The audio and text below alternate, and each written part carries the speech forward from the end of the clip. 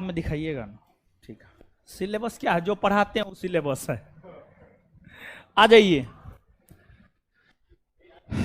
बनाए हैं, बनता है रीजनिंग आप लोग से? आए, बन जाता है। आंसर बी होगा, बी होगा ना जी? हाँ तो बना लीजिएगा।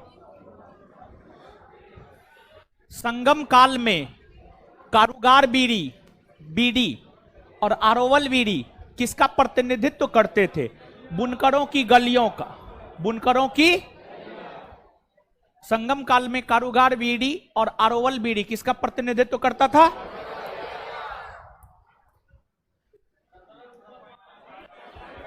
इसका उत्तर होगा सी। क्या हो जाएगा? किस भारतीय अमेरिकी छात्रा को हार्वर्ड लॉ रिव्यू का अध्यक्ष चुना गया? अप्सरा अय्यर। अप्सरा। और ये जो हार्वर्ड यूनिवर्सिटी है अमेरिका में है, हार्वर्ड यूनिवर्सिटी का ही एक अंग है Harvard law college.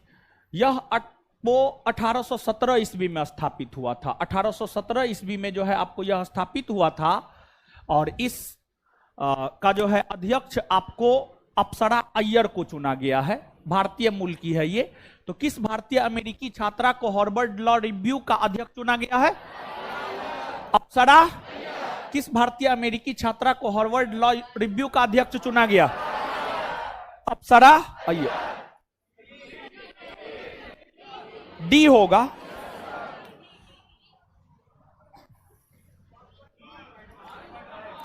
$5.5। On Galilee ओरुबन one among you किसकी आत्मकथा है? ये जो है ना, ये आपको तमिलनाडु के मुख्यमंत्री एम.के. स्टैलिन की आत्मकथा है। एम.के. स्टैलिन की आत्मकथा है। ये जो है आपको तमिलनाडु के मुख्यमंत्री हैं। और वर्तमान में तमिलनाडु के राज्यपाल कौन? रविंद्र नारायण रवि। आर.एन. रवि बिहार का ही रहने वाला है। समझिए, आर.एन. रवि बिहारी है। बिहार, पटना में उनका जन्म हुआ था 1952 ईस्वी में, हमको लगता है पटना में। बिहार के हैं आर.एन. रवि। इसी वजह से याद रखना जरूरी है। तमिलनाडु के जो वर्तमान में गवर्नर है वह है आपको आर.एन. रवि। आर.एन. रवि। और यह जो एम.के. स्टैलिन की आत्मकथा है, इसका विमोचन राहुल गांधी किया था। समझ गए, इसका विमोचन राहुल गांधी किया था। और जो ये पुस्तक आई है, इसका पहला पार्ट है ये। समझ गए, इसका पहला पार्ट है जिसमें उनके बचपना की चर्चा है, फिर उनके आरंभिक कॉलेज के दिनों की चर्चा है। इन बातों की चर्चा जो है आपको इसमें है। इसका अगला पार्ट भी जो है आपको आएगा। तो अन गलील ओरुबन वन एमोंग यू मतलब आप ही के बीच में से एक हैं हम। यह जो है आपको तमिलनाडु के मुख्यमंत्री एम.के. स्टैलिन की आत्मकथा है। और इसका जब विमोचन हो रहा था तो जो तेजस्वी यादव है वो भी गया हुआ था। समझ गए? तो एक बार बता दीजिए, अन गलील ओरुबन किसकी आत्मकथा है? एम.के. स्टैलिन। किस राज्य ने वाहन निगरानी प्रणाली सुरक्षा मित्र परियोजना शुरू किया? केरल। किसने? किस राज्य ने वाहन निगरानी प्रणाली सुरक्षा मित्र परियोजना शुरू की है? किसने की है? तो वाहन निगरानी प्रणाली सुरक्षा मित्र परियोजना किसने शुरू की है? किसने? केरल। भारत में हर साल राष्ट्रमंडल दिवस कब मनाया जाता है? 24 मई। कब मनाया जाता है?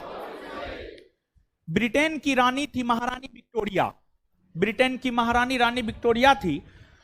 रानी विक्टोरिया का जन्म जो है 24 मई 1819 को हुआ था। 24 मई 1819 को रानी विक्टोरिया का जन्म हुआ था। और रानी विक्टोरिया जो है 1901 ईस्वी में उनके मन में यह विचार आया कि हमारे जन्म दिवस को किसी खास दिवस के रूप में मनाया जाए। और उसी के बाद वो यह प्रस्ताव ब्रिटिश संसद के समक्ष रखी और फिर जाकर के स्वीकृत हुआ। और फिर उनके जन्म दिवस, रानी विक्टोरिया के जन्म दिवस 24 मई को जो है राष्ट्रमंडल दिवस के रूप में मनाया जाता है। और यह दिवस मुख्य तौर पर उन देशों के द्वारा मनाया जाता है जो देश कभी ना कभी ब्रिटेन का गुलाम रहा है। भारत ब्रिटेन का गुलाम रहा है। भारत में यह दिवस जो है आपको मनाया जाता है। यह रानी विक्टोरिया का जन्म दिवस है। रानी विक्टोरिया का जन्म 24 मई 1819 को हुआ था। 24 मई 1819, 24 मई 1819। तो याद रखिएगा। तो हर साल राष्ट्रमंडल दिवस कब मनाया जाता है? हर साल राष्ट्रमंडल दिवस कब मनाया जाता है? हर साल राष्ट्रमंडल दिवस कब मनाया जाता है? हर साल राष्ट्रमंडल दिवस कब मनाया जाता है?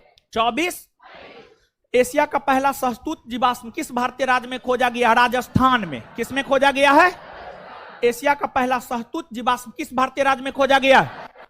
एशिया का पहला सहतूत जीवाश्म किस भारतीय राज्य में खोजा गया? किसमें? राजस्थान। गणतंत्र दिवस शिविर 2023 में किस राज्य से राष्ट्रीय कैडेट कोर के दल ने प्रधानमंत्री का बैनर जीता है? महाराष्ट्र। किसने जीता है? गणतंत्र दिवस शिविर 2023 में किस राज्य से एनसीसी के दल ने प्रधानमंत्री का बैनर जीता है? किसने जीता है? और जो एनसीसी है यह 1948 में स्थापित हुआ है। मुख्यालय इसका नई दिल्ली में है। नई दिल्ली में है। तो जो राष्ट्रीय कैडेट कोर यानी एनसीसी है, इसकी स्थापना कब हुई है? 1900। एनसीसी की स्थापना कब हुई है? 1900। किस बॉलीवुड अभिनेता को फ्रेंच रिवेरा फिल्म फेस्टिवल में एक्सेलेंस इन सिनेमा अवार्ड मिला? नवाजुद्दीन। आजकल यही चर्चा में है जी, अपनी पत्नी के वजह से तलाक उलाक कुछ है यही चर्चा में है ही आजकल। किस बॉलीवुड अभिनेता को फ्रेंच रिवेरा फिल्म फेस्टिवल में एक्सेलेंस इन सिनेमा अवार्ड मिला? किसे मिला है? किस बॉलीवुड अभिनेता को फ्रेंच रिवेरा फिल्म फेस्टिवल में एक्सेलेंस इन सिनेमा अवार्ड मिला है? नवाजुद्दीन सिद्दीकी। हाल ही में सबसे अधिक वेतन पाने वाले एफएमसीजी के सीईओ कौन बने हैं? सौगात गुप्ता। सौगात। देखिए एफएमसीजी जो है ना, एक कंपनी है, fast moving consumer goods. Fast moving consumer goods. जैसे रिलायंस सब कंपनी है ना जी, उसी प्रकार से जो है ये एक कंपनी है। इसका सीईओ बना है सौगात गुप्ता। सौगात गुप्ता। और सबसे अधिक वेतन पाने वाले सीईओ जो है आपको सौगात गुप्ता बने हैं, जो कि एफएमसीजी कंपनी के सीईओ है। फाइनेंशियल ईयर 21-22 में इन्हें मिला था वेतन 14 करोड़ समथिंग, और फाइनेंशियल ईयर 22-23 में इन्हें वेतन मिला है 36 करोड़ समथिंग। 36 करोड़ समथिंग मिला है, यानी एक साल का मिला है इसको। तो जो है सबसे अधिक वेतन पाने वाले सीईओ एफएमसीजी कंपनी के हैं, जिनका नाम है सौगात गुप्ता। सौगात गुप्ता। ये सिर्फ भारत के संदर्भ में हमने बात किया है, समझिए, भारत के संदर्भ में हमने आपको जो है बात किया है, तो याद रखिएगा। तो हाल ही में सबसे अधिक वेतन पाने वाले एफएमसीजी के सीईओ कौन बने? कौन बने हैं? हाल ही में सरमत नाम की अंतर महाद्वीपीय बैलिस्टिक मिसाइल का सफल परीक्षण किस देश ने किया? रूस ने। किसने किया है? रूस ने। जानते हैं, विशेष तौर पर अमेरिका को टारगेट करने के लिए, समझ गए, विशेष तौर पर अमेरिका को टारगेट करने के लिए जो है रूस ये अंतर महाद्वीपीय बैलिस्टिक मिसाइल का सफल परीक्षण किया है। क्लियर? तो हाल ही में सरमत नाम की अंतर महाद्वीपीय बैलिस्टिक मिसाइल का सफल परीक्षण किस देश ने किया? हाल ही में सरमत नाम की अंतर महाद्वीपीय बैलिस्टिक मिसाइल का सफल परीक्षण किस देश ने किया? किसने किया है? ऑनलाइन गेमिंग से संबंधित मामलों के लिए किस केंद्रीय मंत्रालय को नोडल मंत्रालय के रूप में मंजूरी दी गई है? इलेक्ट्रॉनिक और आईटी मंत्रालय। इलेक्ट्रॉनिक और ऑनलाइन गेमिंग से संबंधित मामलों के लिए किस केंद्रीय मंत्रालय को नोडल मंत्रालय के रूप में मंजूरी दी गई है? इलेक्ट्रॉनिक और ऑनलाइन गेमिंग से संबंधित मामलों के लिए किस केंद्रीय मंत्रालय को नोडल मंत्रालय के रूप में मंजूरी दी गई है? इलेक्ट्रॉनिक और आईटी मंत्रालय। सेनेगल की राजधानी डकार, डाकर नहीं होगा, डकार होगा। क्या होगा? डकार। इसके बाद मोगादिशु सोमालिया की राजधानी है। सोमालिया की राजधानी मोगादिशु, और साओटोम की राजधानी साओटोम। और ये सब जो है ना आपको ये सब अफ्रीकी महादेश का देश है। अफ्रीका महादेश का देश है। अफ्रीका महादेश का देश है। ये सब समझ गए। तो जो है समाओ भी, हाँ समाओ की राजधानी समाओ ही है। सेनेगल की राजधानी है डाकर नहीं बल्कि डकार। सेनेगल की राजधानी कहां है? Senegal, Senegal. Somalia, Somalia, Somalia. Sao Tome, Sao Tome की राजधानी। ओलंपिक खेलों में महिलाओं की भागीदारी सर्वप्रथम कब प्रारंभ हुई? देखिए आप सभी लोग इस बात से तो अवगत होंगे, जो ओलंपिक खेल है, ओलंपिक खेल पहली बार आपको 1896 ईस्वी में एथेंस में खेला गया था। फिर दूसरा ओलंपिक खेल 1900 ईस्वी में पेरिस में खेला गया था। और जो ओलंपिक खेल है यह विश्व का सबसे बड़ा खेल है और यह खेल प्रत्येक 4 वर्ष के अंतराल पर होता है। जो ओलंपिक खेल है विश्व का सबसे बड़ा गेम है, यह खेल प्रत्येक 4 वर्ष के अंतराल पर होता है। पहला ओलंपिक 1896 एथेंस में, दूसरा 1900 ईस्वी में पेरिस में। और जो दूसरा ओलंपिक खेल 1900 ईस्वी में पेरिस में हुआ था, पहली बार महिलाओं ने इसी में भाग लिया था। पहली बार महिलाओं ने इसी में भाग ली। तो ओलंपिक खेलों में महिलाओं की भागीदारी सर्वप्रथम कब प्रारंभ हुई? ओलंपिक खेलों में महिलाओं की भागीदारी सर्वप्रथम कब प्रारंभ हुई? Paris Olympic. और देखिए भारत सर्वप्रथम 1900 ईस्वी में पेरिस में हुए ओलंपिक खेल में ही भाग लिया था। लेकिन इसमें जो है भारत के तरफ से सिर्फ एक व्यक्ति भाग लिया था, उसका नाम था नॉर्दर्न करके कुछ नाम था और एंग्लो इंडियन था, वह पूरा भारतीय था भी नहीं। और दूसरी बात यह है कि भारतीय टीम ने पहली बार जिस ओलंपिक में भाग लिया है वह है 1920 में हुए ओलंपिक खेल, जो कि बेल्जियम के एंटवर्प में हुआ था। बेल्जियम के एंटवर्प में हुआ था। देखिए हम आपको क्या कहना चाह रहे हैं, हम आपको यह बात कहना चाह रहे हैं कि जैसे यह प्रश्न है कि महिलाओं ने पहली बार किस ओलंपिक में अपनी भागीदारी सुनिश्चित की, तो आंसर हो जाएगा 1900 पेरिस, 1900 ईस्वी पेरिस। उसी प्रकार से अगर आपसे यह पूछा जाता है कि ओलंपिक खेलों में भारत की भागीदारी सर्वप्रथम कब प्रारंभ हुई, भारत की भागीदारी सर्वप्रथम कब प्रारंभ हुई, तो इसका भी उत्तर हो जाएगा 1900 ईस्वी पेरिस, 1900 ईस्वी पेरिस। लेकिन अगर यहीं पर प्रश्न यह रहे कि ओलंपिक खेलों में भारतीय टीम की भागीदारी सर्वप्रथम कब प्रारंभ हुई, तब आंसर हो जाएगा 1920 एंटवर्प बेल्जियम, 1920 एंटवर्प बेल्जियम। क्या बोले, समझ पा रहे हैं आप? हाँ, तो भारत ने सर्वप्रथम किस ओलंपिक खेल में भाग लिया? 1900 ईस्वी पेरिस। अब भारतीय टीम ने पहली बार किस ओलंपिक? 1920 बेल्जियम।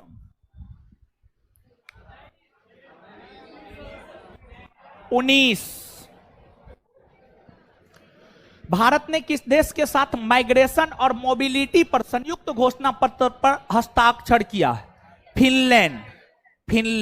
भारत ने किस देश के साथ माइग्रेशन और मोबिलिटी पर संयुक्त घोषणा पत्र पर हस्ताक्षर किए हैं? फिनलैंड। भारत ने किस देश के साथ माइग्रेशन और मोबिलिटी पर संयुक्त घोषणा पत्र पर हस्ताक्षर किया है? कौन सा देश? फिनलैंड। देखिए यहां पर हिंद इंडिया ने होगा, हिंद स्वराज होगा, यहां पर टाइपिंग मिस्टेक है थोड़ा सा, हिंद स्वराज होगा, हिंद स्वराज ही हम दिए थे, ठीक है। तो हिंद स्वराज नामक पुस्तक किसके द्वारा लिखी गई? महात्मा। हिंद स्वराज पुस्तक किसकी रचना है? हिंद स्वराज पुस्तक किसकी रचना है? और देखिए इसमें जो है ना, हिंद स्वराज में महात्मा गांधी ने ब्रिटिश संसद की तुलना बेसिया और बांझ औरत से कर डाली थी। महात्मा गांधी ने अपने हिंद स्वराज नामक पुस्तक में ब्रिटिश संसद की तुलना बेसिया और बांझ औरत से किया था और इसी में महात्मा गांधी ने स्वराज शब्द को भी परिभाषित किया। अगर आप भारत के अलग अलग राजनेताओं का विचार पढ़ेंगे तो हर का स्वराज अपने आप में अलग था। नेहरू का अपना अलग स्वराज था, गांधी का अपना अलग स्वराज था, रविन्द्रनाथ टैगोर का अपना अलग स्वराज था, बाल गंगाधर तिलक का अपना अलग स्वराज था। यानी हर किसी ने स्वराज को अलग अलग रूप में परिभाषित किया था। तो आंसर हो जाएगा आपको महात्मा गांधी। चीन की विशाल दीवार के निर्माण का श्रेय किसे जाता है? क्वीन सी हुएंग, क्वीन सी हुएंग। और जानते हैं मंगोल आक्रमणकारी का नाम सुने हैं? चंगेज खां सबका नाम सुने हैं? मंगोल आक्रमण से बचने के लिए ही चीन के शासक ने चीन के दीवार का निर्माण करवाया था। तो याद रखिएगा आप, चीन की विशाल दीवार की निर्माण का श्रेय किसे जाता है? चीन की विशाल दीवार के निर्माण का श्रेय, चीन की विशाल दीवार के निर्माण का श्रेय क्वीन सी हुएंग। निम्नलिखित में से कौन सा स्मारक दिल्ली में स्थित नहीं है? बुलंद, यह फतेहपुर सिकरी में। कहां है? फतेहपुर सिकरी। अब फतेहपुर सिकरी आगरा में है। फतेहपुर सिकरी कहां है? आगरा में है। और आगरा कहां है? उत्तर प्रदेश में। उत्तर प्रदेश कहां है? भारत में। भारत कहां है? एशिया में। एशिया कहां है? उत्तरी गोलार्ध में। कौन सा स्मारक दिल्ली में स्थित नहीं है? बुलंद। कहां है ये? फतेहपुर। अकबर गुजरात का अभियान किया था 1572-73 में। गुजरात अभियान को जीतने के बाद ही अकबर ने बुलंद दरवाजा का निर्माण करवाया था। तो बुलंद दरवाजा का निर्माण कौन करवाया? कौन करवाया है? बुलंद दरवाजा का निर्माण कौन करवाया?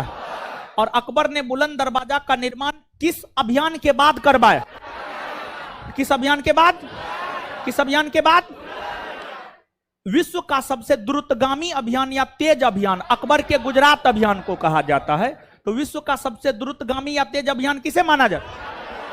गुजरात अभियान। और अकबर के गुजरात अभियान को विश्व का सबसे द्रुतगामी या तेज अभियान की संज्ञा दिया है विंसेंट आर्थर स्मिथ ने। विंसेंट आर्थर स्मिथ ने, यानी वीए स्मिथ ने। वीए स्मिथ। अलाई दरवाजा, कुतुब मीनार के मुख्य द्वार को अलाई दरवाजा कहा जाता है, जिसका निर्माण अलाउद्दीन खिलजी ने करवाया था। अलाई दरवाजा दिल्ली में है। समझ गए? ये तो स्पष्ट है। कुतुब मीनार के मुख्य द्वार क्या कहलाते? क्या कहलाते हैं? इसके निर्माण करता अलाउद्दीन। इंडिया गेट ब्रिटिश सरकार बनाया। कौन बनाया है? कौन बनाया है? हुमायूं का मकबरा जो है आपको उसकी पत्नी बनाई थी। कौन थी उसकी पत्नी? हमीदा बानो। हमीदा बानो। और हुमायूं के मकबरा को मुगलों का कब्रिस्तान कहा जाता है, क्योंकि कई सारे मुगल राज परिवार के लोगों को उसी में दफनाया गया है। यही कारण है कि हुमायूं के मकबरा को मुगलों का कब्रिस्तान कहा जाता है। मुगलों का कब्रिस्तान किसे कहा जाता है? मुगलों का कब्रिस्तान। ताजमहल का अग्रगामी संस्था हुमायूं का मकबरा। ताजमहल का अग्रगामी संस्था हुमायूं का मकबरा। और हुमायूं के मकबरा से प्रभावित होकर ही मुमताज महल ने अपने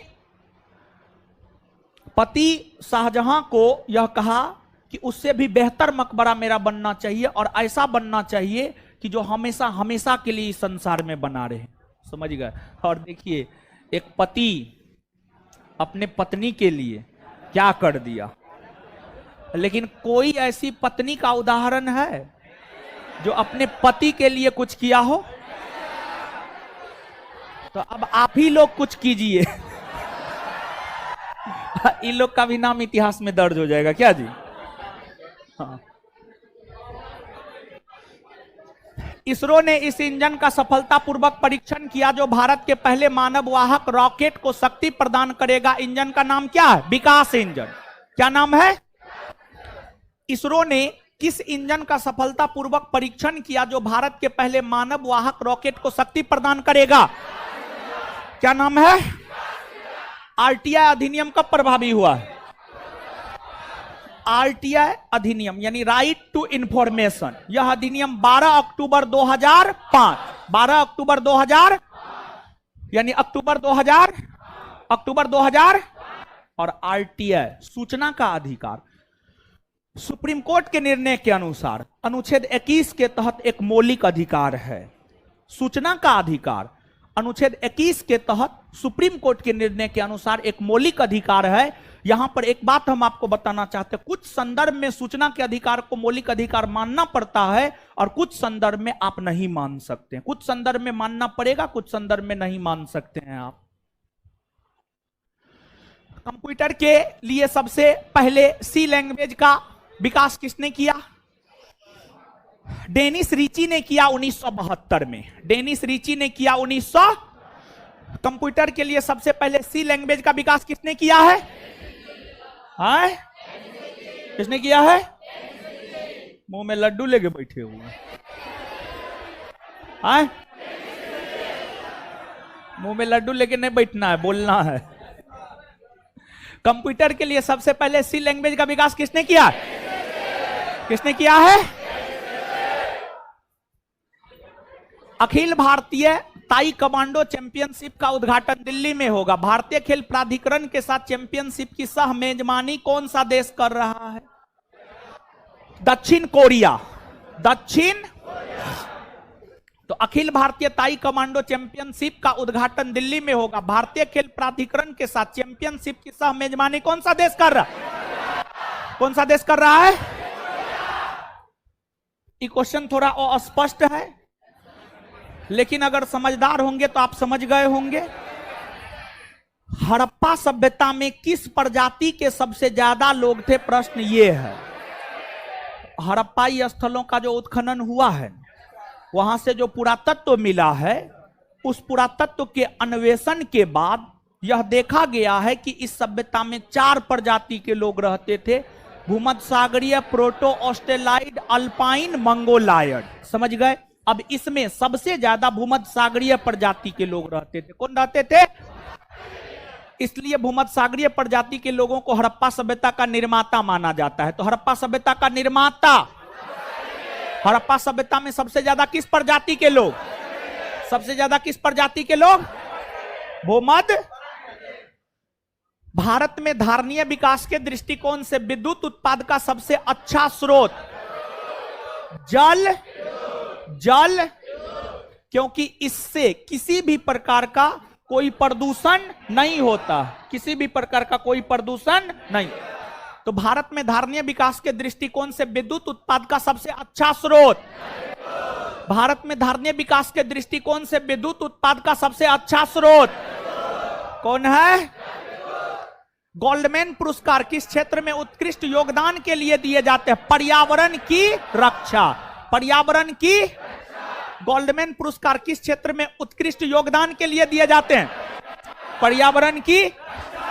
और यह जो पुरस्कार है, इस पुरस्कार को पर्यावरण के क्षेत्र में नोबेल पुरस्कार कहा जाता है। इसकी शुरुआत हुई है 1989 ईस्वी से। तो पर्यावरण के क्षेत्र का नोबेल पुरस्कार गोल्डमैन पुरस्कार, और इसकी शुरुआत हुई है 1989। तो पर्यावरण के क्षेत्र का नोबेल पुरस्कार,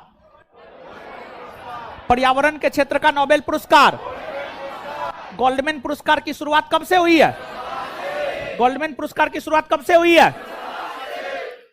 नेताजी सुभाष चंद्र बोस राष्ट्रीय खेल संस्थान कहां पर स्थित है? पंजाब के। और एशिया का सबसे बड़ा खेल संस्थान है, पूरे एशिया का, भारत का ही नहीं बल्कि पूरे एशिया का सबसे बड़ा खेल संस्थान है नेताजी सुभाष राष्ट्रीय खेल संस्थान। समझ गए? तो नेताजी सुभाष चंद्र बोस राष्ट्रीय खेल संस्थान कहां है? कहां है? पटियाला। कहां है? कहां है? एशिया का सबसे बड़ा खेल संस्थान नेताजी सुभाष चंद्र बोस राष्ट्रीय, एशिया का सबसे बड़ा खेल संस्थान। सौर विकिरण की सबसे महत्वपूर्ण भूमिका कार्बन चक्र में, किसमें? सौर विकिरण की सबसे महत्वपूर्ण भूमिका किसमें होती है? सौर विकिरण की सबसे महत्वपूर्ण भूमिका किसमें होती है? कार्बन। वाहनों में पीछे के दृश्य को देखने के लिए लगे दर्पण द्वारा आवर्धन होता है 1 से कम। तीसरी आसियान डिजिटल मंत्रियों की बैठक किस शहर में हुई है? नई दिल्ली। कहां हुई है? तीसरी आसियान डिजिटल मंत्रियों की बैठक किस शहर में हुई है? तीसरी आसियान डिजिटल मंत्रियों की बैठक किस शहर में हुई है? आसियान का फुल फॉर्म कोई बताइएगा क्या होता है? Association of south east Asian nation, association of south east Asian nation, यानी दक्षिणी पूर्वी एशियाई राष्ट्रों का संगठन। इसकी स्थापना 1967 में हुई है और इसका मुख्यालय इंडोनेशिया के जकार्ता में, इंडोनेशिया के। तो आसियान की स्थापना, आसियान की स्थापना, आसियान की स्थापना, इसका मुख्यालय या सचिवालय, मुख्यालय या सचिवालय। तीसरी आसियान डिजिटल मंत्रियों की बैठक किस शहर में? किस शहर में? संयुक्त राष्ट्र पर्यावरण कार्यक्रम का मुख्यालय नैरोबी। कहां है? कहां है? कहां है? और इसकी स्थापना हुई है 1972। 1900। तो संयुक्त राष्ट्र पर्यावरण कार्यक्रम का मुख्यालय, मुख्यालय संयुक्त राष्ट्र पर्यावरण कार्यक्रम की स्थापना कब हुई है? स्थापना कब हुई है? अंतर्राष्ट्रीय न्यायालय का मुख्यालय, अंतर्राष्ट्रीय न्यायालय का मुख्यालय, अंतर्राष्ट्रीय न्यायालय का मुख्यालय, संयुक्त राष्ट्र संघ का मुख्यालय, संयुक्त राष्ट्र संघ का मुख्यालय, वर्ल्ड बैंक और आईएमएफ का मुख्यालय, वर्ल्ड बैंक और आईएमएफ का मुख्यालय। मिट्टी के बर्तन में रखा जल गर्मियों में भी डैश के कारण ठंडा रहता, वाष्पोत्सर्जन। किसके कारण? मिट्टी के बर्तन में रखा जल गर्मियों में भी डैश के कारण ठंडा रहता है। मिट्टी के बर्तन में रखा जल गर्मियों में भी किसके कारण ठंडा रहता है? सेब्रेस की संधि के प्रकाशन के फलस्वरूप कौन सी घटना? देखिए, इस संधि हुआ है 1920 में। कब हुआ है? 1900। इस संधि पर हस्ताक्षर हुआ है 10 अगस्त 1920। 10 अगस्त 1920। तो असहयोग आंदोलन आप जानते हैं 1920 में, सविनय अवज्ञा आंदोलन 1930 में, व्यक्तिगत सत्याग्रह आंदोलन 1940 में, भारत जोड़ो आंदोलन नहीं, भारत छोड़ो आंदोलन हो।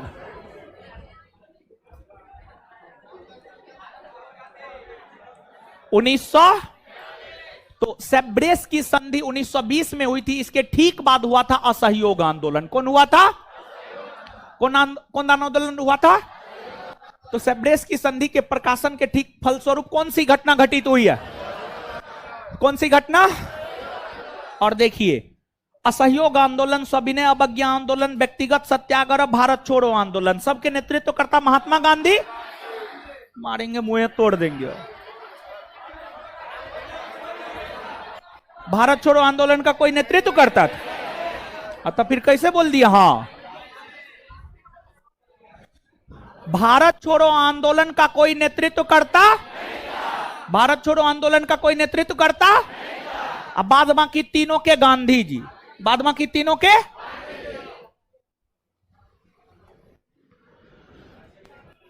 लॉर्ड नॉर्थब्रुक ने कुका आंदोलन को दबाया। हाँ। मिंटो के समय मुस्लिम लीग का गठन। हाँ। हार्डिंग ने नरबली प्रथा पर प्रतिबंध लगाया। लॉर्ड हेस्टिंग्स के समय बैरकपुर का सैन्य विद्रोह। गलत है। अब क्वेश्चन को समझिए, कौन सा सुमेलित नहीं है मतलब कौन गलत है? कौन सा सुमेलित नहीं है मतलब कौन गलत है? तो एबीसी सही है, डी गलत है। देखिए, लॉर्ड नॉर्थब्रुक का शासनकाल आप सभी लोग जानते हैं 1872 से 1876। 1872 से 1876। इस अवधि के दौरान उन्होंने पंजाब में होने वाले कुका आंदोलन को दबाया था। सही है। लॉर्ड मिंटो का शासनकाल है 1905 से 1910। 1905 से 1910। इनके समय 1906 में मुस्लिम लीग का गठन हुआ था और इन्हीं की प्रेरणा से हुआ था। लॉर्ड हार्डिंग है, इनका शासनकाल है 1844 से 1848 और इन्होंने नरबली प्रथा का अंत किया। लॉर्ड हेस्टिंग्स, इनका शासनकाल है 1813 से 1823 और बैरकपुर का सैन्य विद्रोह हुआ 1824। तो बैरकपुर का सैन्य विद्रोह लॉर्ड हेस्टिंग्स के समय नहीं हुआ था, क्योंकि लॉर्ड हेस्टिंग्स का शासनकाल है 1813 से 1823। जब बैरकपुर का सैन्य विद्रोह हुआ था तो उस समय बंगाल के गवर्नर जनरल हुआ करते थे लॉर्ड एम। लॉर्ड एम, अरे बोर्ड पर से अपने मिट जाता है जी, कहां से आप लोग करते रहते हैं। ठीक है, लॉर्ड एमहर्ट्स। लॉर्ड एमहर्ट्स का शासनकाल 1823 से 1800। तो बैरकपुर का सैन्य विद्रोह लॉर्ड एमहर्ट्स के समय हुआ था। बैरकपुर का सैन्य विद्रोह किसके समय हुआ था? बैरकपुर का सैन्य विद्रोह किसके समय हुआ था? Lord M. बैरकपुर का सैन्य विद्रोह किसके समय हुआ था? और बैरकपुर का सैन्य विद्रोह जो है बर्मा जाने के प्रश्न पर हुआ था। कौन प्रश्न पर हुआ था? बैरकपुर का सैन्य विद्रोह किस प्रश्न पर हुआ था? बर्मा जाने के प्रश्न पर। 1857 ईस्वी के प्रथम स्वाधीनता संग्राम के स्वतंत्रता सेनानियों में महक परी किसका उपनाम? आए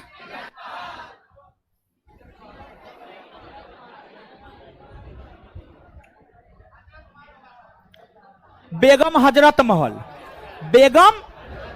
बेगम हजरत महल होगा। बेगम हजरत महल, बेगम हजरत महल। और लखनऊ से यह नेतृत्व की थी या अवध के क्षेत्र से नेतृत्व की थी। अवध के नवाब वाजिद अली शाह की पत्नी थी। अवध के अंतिम नवाब वाजिद अली शाह की पत्नी थी बेगम हजरत महल। उसी को महक परी के उपनाम से जाना जाता है। उसी को महक परी के उपनाम से जाना जाता है। तो 1857 के प्रथम स्वाधीनता संग्राम के स्वतंत्रता सेनानियों में महक परी किसका उपनाम है? महक परी किसका उपनाम है? महक परी किसका उपनाम है? Hazrat Mahal. The scope of happiness किसकी रचना है? Vijaya Lakshmi Pandit. Vijaya Lakshmi. The scope of happiness किसकी रचना? द स्कोप ऑफ हैप्पीनेस किसकी रचना? और विजया लक्ष्मी पंडित कौन थी जानते हैं? जवाहरलाल नेहरू की बहन थी। जवाहरलाल नेहरू की बहुत पढ़ी लिखी औरत थी और बहुत तानाशाह महिला थी। समझ गए? तानाशाह थी बहुत। और आजादी के बाद ब्रिटेन की राजदूत बनी थी। आजादी के बाद 1947 के बाद ब्रिटेन की राजदूत बनी थी। और पंडित नेहरू आजादी के बाद ब्रिटेन की यात्रा पर गए थे तो रिसीव करने के लिए यही आई थी। उनकी बहन विजया लक्ष्मी पंडित ही आई थी क्योंकि राजदूत वही थी। और भाई बहन का प्यार अनोखा प्यार होता है। तो वो जो है गला मिली थी अपने भाई से ब्रिटेन के भीतर। और बीजेपी आईटी सेल के लोग जो है उस फोटो को प्रसारित करके यह कहता है कि देखिए कैसे नेहरू जी लंदन में जाकर के अय्याशी करते थे। बताइए। तो बीजेपी आईटी सेल के लोग भी हद से गुजर जाते हैं कभी कभी, जो कि नहीं गुजरना चाहिए था।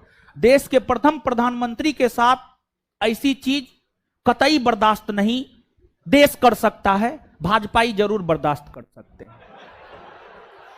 The scope of happiness. The scope of happiness किसकी रचना है? विजया लक्ष्मी। पिछले दिनों टेस्ट में दिए हुए थे, डेली टेस्ट सीरीज, जिसमें 50 क्वेश्चन का डिस्कशन करवाते हैं। तुगलकाबाद का किला बनवाया है किसने? गयासुद्दीन तुगलक ने। गयासुद्दीन तुगलक ने। और गयासुद्दीन तुगलक का शासनकाल है 1320 से 1325। लोधी गार्डन बनवाया है सिकंदर लोधी ने। सिकंदर लोधी ने। और सिकंदर लोधी ने और सिकंदर लोधी का शासनकाल है 1489 से 1517। फतेहपुर सिकरी बसाया है अकबर ने 1571 में बसाया है। और कुतुब मीनार का निर्माण करवाया है कुतुबुद्दीन ऐबक ने। और यह 1206 से लेकर के 1210। तो इसमें सबसे पहले बना है कुतुब मीनार, उसके बाद बना है तुगलकाबाद का किला, उसके बाद लोधी गार्डन और उसके बाद फतेहपुर सिकरी। यानी 3 1 2 4। यानी आंसर क्या हो जाएगा? क्या हो जाएगा? तो तुगलकाबाद का किला किसने बनाया? गयासुद्दीन। तुगलकाबाद का किला किसने बनाया? कुतुब मीनार। Qutub Minar, Lodhi garden, Lodhi garden, Fatehpur Sikri. फतेहपुर सिकरी। वैदिक युग में हिरण्य शब्द का प्रयोग किसके लिए? सोना के लिए। किसके लिए? वैदिक युग में हिरण्य शब्द का प्रयोग किसके लिए? वैदिक युग में हिरण्य शब्द का प्रयोग किसके लिए? वैदिक युग में हिरण्य शब्द का प्रयोग किसके लिए? कौन सा पौधा नाइट्रोजन स्थिरीकरण में सहायक नहीं है? धान। कौन सा पौधा नाइट्रोजन स्थिरीकरण में सहायक नहीं है? कौन सा पौधा नाइट्रोजन स्थिरीकरण में सहायक नहीं है? कौन सा पौधा नाइट्रोजन स्थिरीकरण में सहायक नहीं है? 1 एटमॉस्फेयर बराबर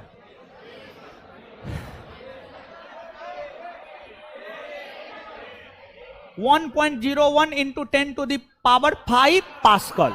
कि एक एटमॉस्फेयर बराबर क्या होता है? एक एटमॉस्फेयर बराबर। आधुनिक आवर्त सारणी में इलेक्ट्रॉनिक विन्यास 2-8 युक्त तत्व को आप किस समूह में पाते हैं? 18। किस में पाते हैं? नवपाषाण युग की समाप्ति के बाद दक्षिण में जिस संस्कृति का उदय हुआ उसे महापाषाण काल क्या कहते हैं? नवपाषाण युग की समाप्ति के बाद दक्षिण में जिस संस्कृति का उदय हुआ उसे क्या कहते हैं? नवपाषाण युग की समाप्ति के बाद दक्षिण में जिस संस्कृति का उदय हुआ उसे क्या कहते हैं? नवपाषाण युग की समाप्ति के बाद दक्षिण में जिस संस्कृति का उदय हुआ उसे क्या कहते हैं? सऊदी अरब की पहली महिला अंतरिक्ष यात्री कौन है जो इंटरनेशनल स्पेस स्टेशन के लिए एक मिशन में शामिल है? रेयाना बर्नाबी। रेयाना बर्नाबी। सऊदी अरब की पहली महिला अंतरिक्ष यात्री कौन है जो इंटरनेशनल स्पेस स्टेशन के एक मिशन में शामिल है? सऊदी अरब की पहली महिला अंतरिक्ष यात्री कौन है जो इंटरनेशनल स्पेस स्टेशन के एक मिशन में शामिल है? रेयाना। निम्नलिखित में से कौन सा यौगिक चक्रीय और असंतृप्त है? बेंजीन। कौन है? कौन सा यौगिक चक्रीय और असंतृप्त है? कौन सा यौगिक चक्रीय और असंतृप्त है? कौन सा यौगिक चक्रीय और असंतृप्त है? गैल्वेनोमीटर परिपथ में संयोजित होने पर डैश उपस्थिति का संसूचन होता है? धारा। किसका? गैल्वेनोमीटर परिपथ में संयोजित होने पर डैश उपस्थिति का संसूचन होता है? स्वतंत्रता के पश्चात देश की राष्ट्रीय आय का अनुमान लगाने के लिए भारत ने राष्ट्रीय आय समिति की स्थापना कब किया?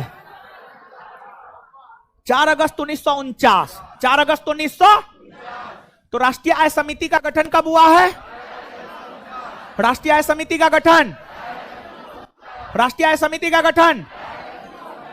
भारत के लिए राष्ट्रीय आय की सर्वप्रथम गणना किसने किया? दादा भाई। चार्ल्स का नियम गैसों के किन दो गुणों के मध्य संबंध स्थापित कर? आयतन और चार्ल्स का नियम गैसों के किन दो गुणों के मध्य संबंध स्थापित करता है? आयतन और चार्ल्स का नियम गैसों के किन दो गुणों के कारण मध्य आयतन और आइसोटोन होते हैं समान संख्या में न्यूट्रॉन। आइसोटोन होते हैं। भारत में आय और धन का वितरण असमान है। किसी के पास बहुत धन है, किसी के पास बहुत कम है। समझ गए? किसी का आय बहुत कम है, किसी का आय बहुत ज्यादा है। तो भारत में आय और धन का वितरण कैसा है? भारत में आय और धन का वितरण ऑक्टेन संख्या गुणवत्ता का मापक। पेट्रोल ना ऑक्टेन संख्या किसकी गुणवत्ता का माप है? ऑक्टेन संख्या किसकी गुणवत्ता का माप? सरकार द्वारा पुरानी मुद्रा को समाप्त कर नई मुद्रा प्रचलन क्या कहलाता है? विमुद्री। कितना बार हुआ है? 3 बार। कितना बार? पहली बार 1946, दूसरी बार 1978, तीसरी बार 2016। तो सरकार द्वारा पुरानी मुद्रा को समाप्त कर नई मुद्रा चलाना क्या कहलाता है? विमुद्रीकरण कितनी बार हुआ? कितनी बार? पहली बार, दूसरी बार, तीसरी बार मोदी जी ने किया। किसने किया? इस समय मोरारजी देसाई ने किया। किसने किया? इस समय भारत की सत्ता थी ही नहीं, ब्रिटेन की सत्ता थी। राज्य पुनर्गठन आयोग का गठन कब किया गया? 1953। देखिए ये पूछ रहा है, सुनिए। भारत में एकदम देखिए कैसे देह तान रही है। आप ही वो बोल रहे हैं जो हाथ खड़ा किए हैं। एक तो आप रेगुलर क्लास नहीं करते हैं, शाम में 5 से 7 बैच में आप पढ़ते हैं क्या? सिर्फ शुक्रवार शनिवार को टेस्ट देने आ जाते हैं क्या? यही ना आपका दिनचर्या? आपको क्या लगता है हमको हर विद्यार्थी का दिनचर्या मालूम है? समझे? खाली शुक्रवार शनिवार को टेस्ट देने के लिए आ जाएगी, ऐसे नजर नहीं आएगी। अब 50 गो क्वेश्चन में दे तानने लगी ना। ऑफलाइन है, ऑफलाइन वाली को बोल रहे हैं, समझे। एगो बात जान लीजिए, सब लड़की को बोल रहे हैं, ठीक है, लड़कों को बोल रहे हैं, कुछ नहीं बोलेंगे। देखिए, भारत में राज्यों का पुनर्गठन 7वां संविधान संशोधन 1956 के तहत फजल अली आयोग के सिफारिश पर हुआ था। तो राज्यों का पुनर्गठन फजल अली आयोग के सिफारिश पर हुआ है। इसी वजह से फजल अली आयोग को राज्य पुनर्गठन आयोग भी कहा जाता है, या राज्य पुनर्गठन आयोग शब्द का प्रयोग फजल अली आयोग के संदर्भ में किया जाता है। फजल अली आयोग का गठन दिसंबर 1953 में हुआ था। इसमें 3 सदस्य थे, फजल अली, के.एम. पन्नीकर, हृदयनाथ कुंजरू। इस कमेटी ने अपनी रिपोर्ट 1955 में प्रस्तुत की और इस कमेटी के रिपोर्ट की सिफारिश पर 7वां संविधान संशोधन 1956 के तहत भाषाई आधार पर 14 भाषा के आधार पर भारत में 14 राज्यों का पुनर्गठन किया गया था। आंसर हो जाएगा 1900। तो राज्य पुनर्गठन आयोग का गठन कब किया गया? राज्य पुनर्गठन आयोग का गठन कब किया गया? 1900। भारतीय संविधान की प्रस्तावना में किसकी स्वतंत्रता का वर्णन नहीं है?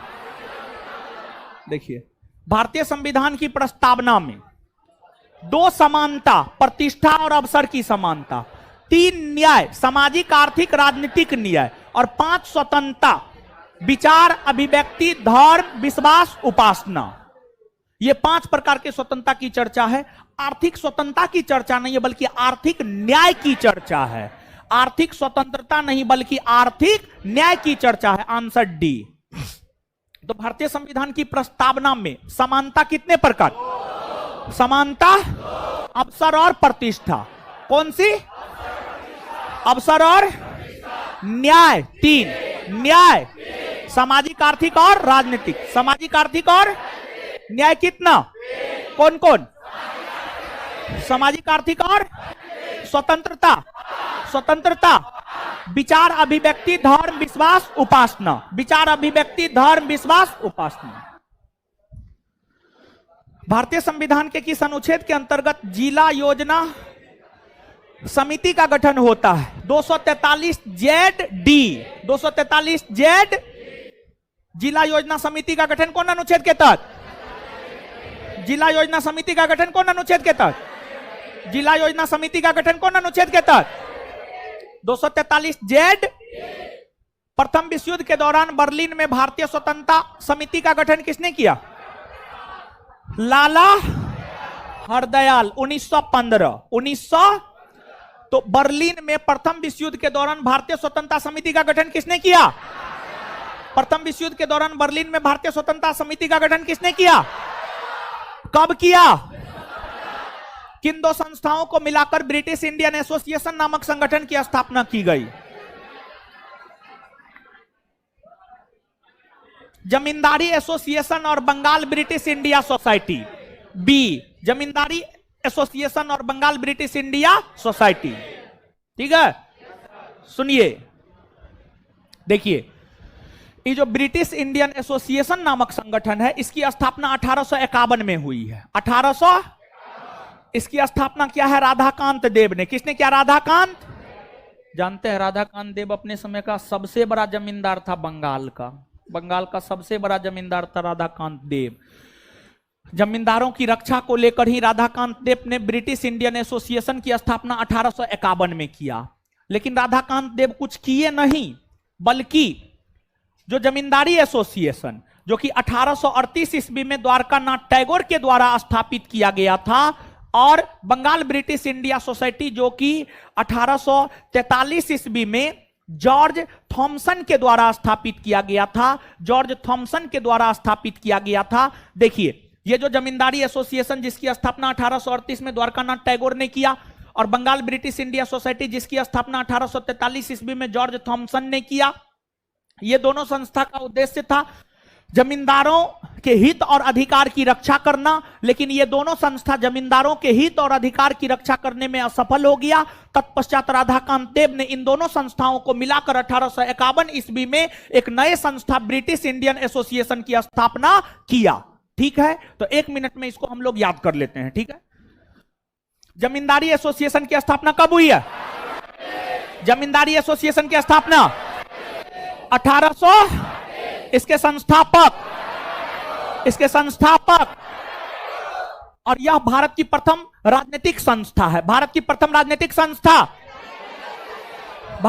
राजनीतिक संस्था बंगाल ब्रिटिश इंडिया सोसाइटी की स्थापना कब हुई है? बंगाल ब्रिटिश इंडिया सोसाइटी की स्थापना कब हुई है? इसके संस्थापक कौन है? इन दोनों संस्था को मिलाकर ब्रिटिश इंडिया एसोसिएशन की स्थापना कब की गई है? इसके संस्थापक राधाकांत। तुर्कों ने सर्वप्रथम किस भारतीय शासक को पराजित किया? देखिए, तुर्की मुसलमान था, सुबुक्तगीन, महमूद गजनबी, मोहम्मद गौरी। इन तुर्की मुसलमानों में सबसे पहले जिस तुर्की मुसलमान ने भारत पर आक्रमण किया था उसका नाम था सुबुक्तगीन। और सुबुक्तगीन ने पंजाब के हिंदुशाही वंश के शासक जयपाल को पराजित किया। सुबुक्तगीन ने पंजाब के हिंदुशाही वंश के शासक जयपाल को पराजित किया। किसको पराजित किया? किसको पराजित किया? किसको पराजित किया? प्रथम तुर्की मुसलमान जिसने भारत पर आक्रमण किया, सुबुक्तगीन। प्रथम तुर्की मुसलमान जिसने भारत पर आक्रमण किया, सुबुक्तगीन। वह तुर्की मुसलमान जो कभी भारत में हारा नहीं, महमूद गजनबी। वह तुर्की मुसलमान जिसने भारत में इस्लामी सत्ता को स्थापित किया, मोहम्मद गौरी। वह तुर्की मुसलमान जिसने भारत में इस्लामी सत्ता को स्थापित किया, मोहम्मद। औरंगजेब ने किसको साहिबात-उज-जमानी की उपाधि दिया? जहां आरा। किसको दिया? औरंगजेब ने किसको साहिबात-उज-जमानी की उपाधि दिया? देखिए, यह उपाधि मुगल काल में प्रथम महिला को दिया जाता था। प्रथम महिला को दिया जाता था। जैसे बादशाह होता था ना, वैसे ही महिला में भी एक दर्जा दिया जाता था। पहली महिला का दर्जा बादशाह की पत्नी को दिया जाता था, या बादशाह चाहे तो अपनी बहन या अपने सगे संबंधी किसी को भी बादशाह जो है दे सकता था। तो औरंगजेब अपनी बहन जहां आरा को इसलिए दिया, बड़ी विद्वान महिला थी, समझिए, बड़ी विद्वान महिला थी इसलिए। ठीक है। गतिज ऊर्जा और स्थितिज ऊर्जा को सम्मिलित रूप से यांत्रिक ऊर्जा क्या कहा जाता है? क्या कहा जाता है? गतिज ऊर्जा और स्थितिज ऊर्जा को सम्मिलित रूप से क्या कहा जाता है? गतिज ऊर्जा और स्थितिज ऊर्जा को सम्मिलित रूप से क्या कहा जाता है? यांत्रिक ऊर्जा। ई स्टेट जनरल किस प्रकार की संस्था है? प्रतिनिधियों की। किस प्रकार की संस्था है? ई स्टेट जनरल किस प्रकार की संस्था है? ई स्टेट जनरल किस प्रकार की संस्था है? स्टाम्प एक्ट किसने लगाया? ग्रेनविले ने। स्टाम्प एक्ट किसने लगाया? स्टाम्प एक्ट किसने लगाया? स्टाम्प एक्ट किसने लगाया? हेनरी द नेविगेटर किस देश के राजा थे? पुर्तगाल। कहां के राजा थे? कहां के राजा थे? पुर्तगाल के राजा हेनरी द नेविगेटर। स्पेन की रानी इसाबेल। यही दोनों 15वीं शताब्दी ईस्वी में भौगोलिक खोज को बढ़ावा दिया था और दी थी। पुर्तगाल के राजा हेनरी द नेविगेटर और स्पेन की रानी इसाबेल, यही दोनों ने 15वीं शताब्दी ईस्वी में भौगोलिक खोज को बढ़ावा दिया और दी थी, जिस वजह से भारत, अमेरिका, ब्राजील जैसे नए देशों की खोज हो पाई। नए देशों की खोज हो पाई। तो हेनरी द नेविगेटर कहां का राजा? कहां का राजा? कुस्तुनतुनिया का पतन कब हुआ है? कुस्तुनतुनिया का पतन कब हुआ है? कुस्तुनतुनिया का पतन कब हुआ है? तिरुकुरल, इसकी रचना तिरुवल्लुवर ने किया है और यह एक प्रकार का दर्शन है। यह एक प्रकार का तोल्कापियम एक प्रकार का व्याकरण ग्रंथ है जिसकी रचना तोल्कापियर ने किया है। जिसकी रचना तोल्का व्याकरण ग्रंथ है। शिल्पादिकाराम एक प्रेम कहानी है जिसके रचयिता है इलांगे आदिगल। इलांगे मणिमेखले, इसके रचयिता है शीतले सतनार। मणिमेखले के रचयिता शीतले, और यह एक वणिक कथा है। यह एक वणिक कथा है। तो तिरुकुरल क्या है? तिरुकुरल क्या है? तोल्कापियम। तोल्कापियम। शिल्पादिकाराम। शिल्पादिकाराम। मणिमेखले। आंसर क्या हो?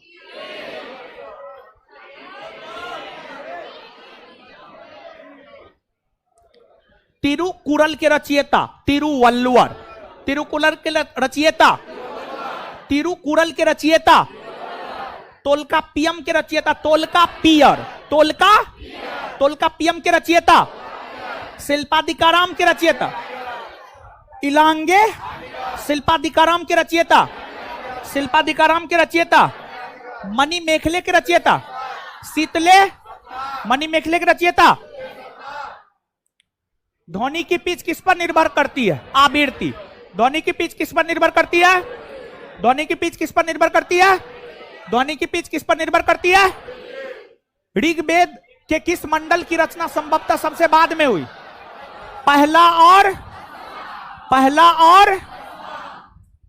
पहला से दसवां, पहला तथा दसवां, दोनों में अंतर है, दोनों में आंसर बी होगा ना, कोई कंफ्यूजन नहीं ना। पहला तथा और सबसे प्राचीन दूसरा से सातवां, सबसे प्राचीन दूसरा से और सबसे बाद में जोड़ा गया पहला और दसवां। पहला और परमाणु के भीतर न्यूट्रॉन प्रोटॉन पर आरोपित बल, नाभिकीय बल क्या कहलाता है? परमाणु के भीतर न्यूट्रॉन प्रोटॉन पर आरोपित बल क्या कहलाता है? परमाणु के भीतर न्यूट्रॉन प्रोटॉन पर आरोपित बल क्या कहलाता है? किस एक्ट को प्रयास और भूल की संज्ञा दी जाती है? 1773 के किस एक्ट को प्रयास और भूल की संज्ञा दी जाती है? देखिए हुआ यह था, अंग्रेज जो है भारतीय शासन को बेहतर बनाने के लिए 1773 का रेगुलेटिंग एक्ट लाया, लेकिन उसमें अंग्रेजों से भूल हो गई थी, पावर का डिस्ट्रीब्यूशन सही रूप से नहीं हो पाया, जिस वजह भारत में जो अंग्रेज अधिकारी थे सब आपस में लड़ झगड़ रहा था, अपने में कट मर रहा था। समझिए, अपने में कट मर रहा था। जैसे संयुक्त परिवार में अगर काम का विभाजन नहीं होता है तो क्या होता है? सब अपने में कटते मरते रहता है। किसी का कभी माथा दर्द करने लगता है और किसी का पेट दर्द, खाना बनवे नहीं करता है घर में। तो वही बात हो गया था इसमें। किस एक्ट को प्रयास और भूल की संज्ञा दी जाती है? किस एक्ट को प्रयास और भूल की संज्ञा दी जाती है? राष्ट्रपति को कोई भी विधेयक को अपने पास सुरक्षित रखने का अधिकार किस वीटो के तहत? आत्यांतिक वीटो। आत्यांतिक वीटो। राष्ट्रपति को कोई भी विधेयक को अपने पास सुरक्षित रखने का अधिकार किस वीटो के तहत? आत्यांतिक वीटो। इस वीटो का प्रयोग 2 राष्ट्रपति किया है, राजेंद्र प्रसाद और के.आर. नारायण। राजेंद्र प्रसाद और पॉकेट वीटो का प्रयोग एकमात्र राष्ट्रपति क्या है? ज्ञानी जैल सिंह। ज्ञानी निलंबनकारी वीटो का प्रयोग doctor APJ Abdul Kalam. Doctor APJ Abdul Kalam. Kitchen cabinet में कौन कौन शामिल होते हैं? देखिए, किचन कैबिनेट जो होता है ना, प्रधानमंत्री तथा उसके सहयोगी कुछ कैबिनेट मंत्री, उसमें प्रधानमंत्री अपने परिवार के सदस्य को भी शामिल कर सकते हैं, अपने विश्वसनीय मित्र को भी शामिल कर सकते हैं। अर्थात अगर आप आएंगे तो इसका आंसर हो जाएगा उपर्युक्त सभी। उपर्युक्त। सर्वोच्च न्यायालय में तदर्थ न्यायाधीश की नियुक्ति किस अनुच्छेद के तहत किया जाता है? अनुच्छेद 127। अनुच्छेद 100। देखिए क्या होता है जानते हैं? जैसे लोकसभा, राज्यसभा, इन संस्थाओं का अपना एक कोरम होता है न हो। कोरम किसी भी संस्था की वह न्यूनतम संख्या जिसके मौजूद होने से वह संस्था काम करना शुरू कर दे। सुप्रीम कोर्ट का भी अपना एक कोरम होता है। सुप्रीम कोर्ट के कोरम की पूर्ति ना होने पर सुप्रीम कोर्ट का काम बाधित होता है। इस स्थिति में सुप्रीम कोर्ट का काम बाधित ना हो, इसको लेकर तदर्थ न्यायाधीश की नियुक्ति सुप्रीम कोर्ट के भीतर अनुच्छेद 127 के तहत की जाती है। तदर्थ न्यायाधीश की नियुक्ति अनुच्छेद 127 के तहत की जाती है। और तदर्थ न्यायाधीश की नियुक्ति कौन करता है जानते हैं? सुप्रीम कोर्ट का मुख्य न्यायाधीश राष्ट्रपति से सलाह करके। तो तदर्थ न्यायाधीश की नियुक्ति सुप्रीम कोर्ट में कौन अनुच्छेद के तहत? अनुच्छेद 100। लोकसभा के विशेषाधिकार समिति में कितने सदस्य? कितने सदस्य? लोकसभा के विशेषाधिकार समिति में कितने सदस्य? राज्यसभा 10। राज्यसभा। जीव जंतुओं पर लगाया गया कर किसके तहत आता है? समवर्ती सूची, संघ सूची, राज्य सूची, अवशिष्ट सूची। जीव जंतुओं पर लगाया गया कर।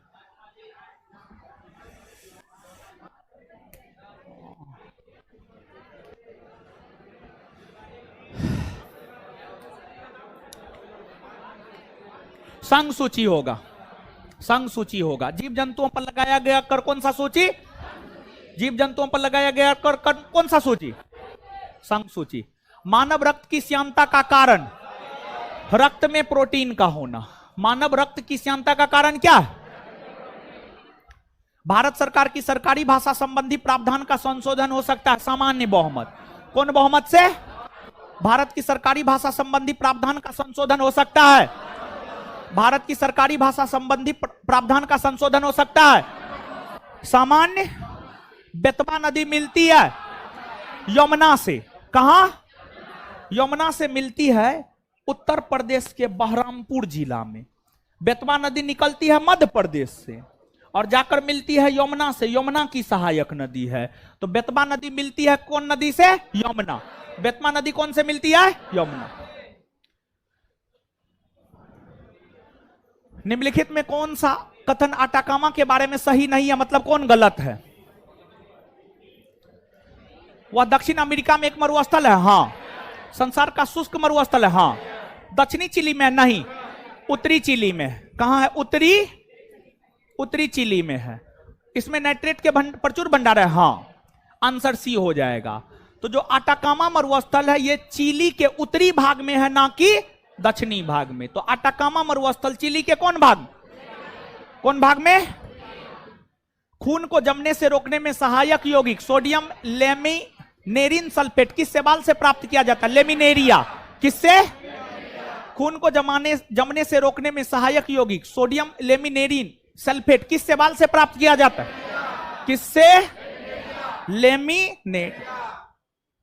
रक्त में शर्करा की कमी से कौन सा रोग? हाइपोग्लाइसीमिया। रक्त में शर्करा की कमी से कौन सा रोग होता है? रक्त में शर्करा की कमी से कौन सा रोग होता है?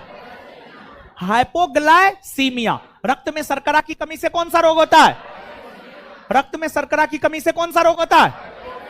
हाइपोग्लाइसीमिया। अपनी शक्ति को समेकित करने के बाद बलबन ने कौन सी उपाधि धारण की? जील ए। अपनी शक्ति को समेकित करने के बाद बलबन ने भव्य उपाधि कौन सी धारण की? अपनी शक्ति को समेकित करने के बाद बलबन ने कौन सी उपाधि धारण की? जील ए। जाइलम का कौन सा तत्व जीवित कोशिका का बना होता? जाइलम। सिल्वर फिश किस संघ के जीव है? आर्थ्रोपोडा। सिल्वर फिश किस संघ के जीव है? सिल्वर फिश किस संघ के जीव है? भोजन का पूर्ण पाचन छोटी आंत के किस भाग में होता है? इलियम। किस में होता है? भोजन का पूर्ण पाचन छोटी आंत के किस भाग में होता है? भोजन का पूर्ण पाचन छोटी आंत के किस भाग में होता है? भोजन का पूर्ण पाचन छोटी आंत के किस भाग में होता है? बासमती चावल के दाने पकाने पर लंबे हो जाते हैं क्योंकि उसमें बाहुल्य है एमाइलेज का। किसका? बासमती चावल के दाने पकाने पर लंबे हो जाते हैं क्योंकि उसमें बाहुल्य है किसका? मैगलन अंतरिक्ष यान शुक्र। मैगलन अंतरिक्ष यान किस ग्रह हेतु भेजा गया? शुक्र। मैगलन अंतरिक्ष यान किस ग्रह हेतु भेजा गया? शुक्र। कोई स्रोत मंगल भी देता है, शुक्र होगा उत्तर। माउंट किनाबालू मलेशिया की सबसे ऊंची चोटी है। अल्बुर्ज जिसका संबंध ईरान से है। एकांगुआ एंडीज पर्वत की सबसे ऊंची चोटी है, अर्जेंटीना हो जाएगा। Kilimanjaro Tanzania. Kilimanjaro answer.